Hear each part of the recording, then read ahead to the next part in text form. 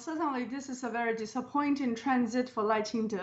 He has previously took a very high profile in terms of expecting this particular visit to be groundbreaking, in the sense that he would represent the next election candidate and would try to use this transit to advance his position as well as his agenda.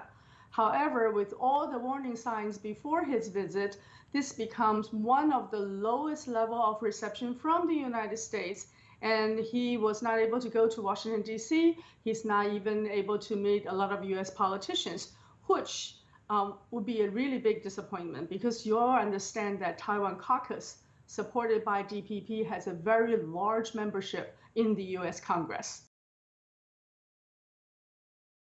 The DPP has tried a salami tactic in terms of cross-strait relations, and Tsai Ing-wen's position is she would maintain status quo. So Lai Ching-te add on to that. She would maintain status quo, but with the twist of not accepting the 92 consensus flight out.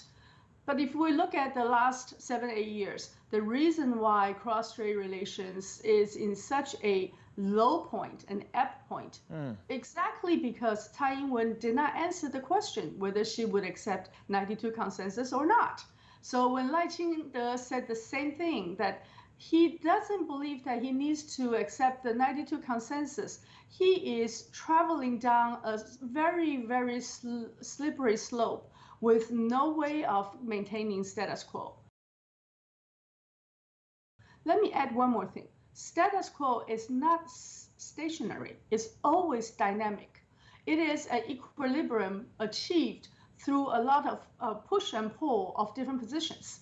So if Lai Ching-te continues his two positions, one is he's a practical worker of the Taiwan independence movement, and two, he does not accept the 92 consensus, then there's no way for him to promise people, voters in Taiwan, that he will maintain status quo, because it is not up to him to decide whether the status quo will change. It is up to the other parties, because now we all understand that the cross-strait relationship has two other parties heavily involved in our relationship. If we didn't have US or Japan participation, quote unquote, intervention, then we would be able to manage our relationship much better than today.